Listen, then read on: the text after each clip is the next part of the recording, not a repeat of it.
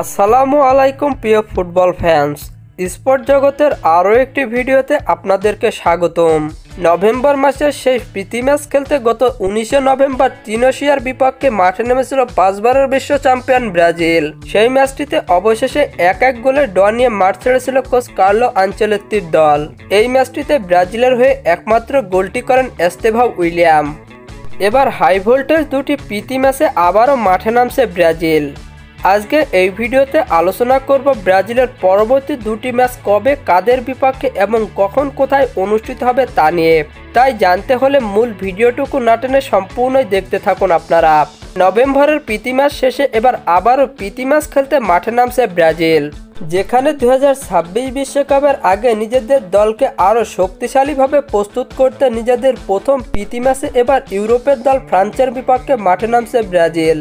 বর্তমানে ফিফা র্যাঙ্কিংয়ে 1758 পয়েন্ট নিয়ে ফিফা র্যাঙ্কিংয়ে সপ্তম স্থানে অবস্থান করছে ব্রাজিল। অন্যদিকে 1862 পয়েন্ট নিয়ে ফিফা র্যাঙ্কিংয়ে তৃতীয় স্থানে অবস্থান করছে ফ্রান্স। তাই ফিফা র্যাঙ্কিংয়ের উন্নতি এবং অবনতির সাপেক্ষে ব্রাজিলের থেকে অনেক গুণে এগিয়ে রয়েছে ফ্রান্স। ব্রাজিল বনাম ফ্রান্সের মধ্যকার প্রীতি ম্যাচটি অনুষ্ঠিত হবে বাংলাদেশ সময় অনুযায়ী আগামী 2026 সালের 28 মার্চ। নির্ধারিত সময় নির্ধারণ হয়নি এখনও, হলে জানিয়ে দেওয়া হবে। অন্যদিকে ব্রাজিল তাদের দ্বিতীয় প্রীতি ম্যাচে এবার ক্রোয়েশিয়ার বিপক্ষে মাঠে নামছে ব্রাজিল। বর্তমানে ফিফা র্যাঙ্কিংয়ে 1758 পয়েন্ট নিয়ে ফিফা র্যাঙ্কিংয়ে সপ্তম স্থানে অবস্থান করছে ব্রাজিল।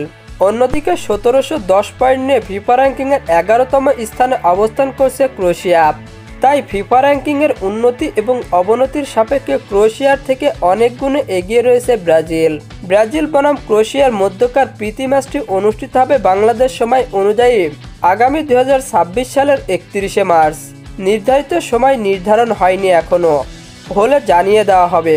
ফুটবলের সকল আপকামিং ম্যাচ শিডিউলের সকল নিউজ এবং আপডেট পেতে আমার চ্যানেলটি সাবস্ক্রাইব করে পাশেই থাকবেন। ধন্যবাদ সবাইকে।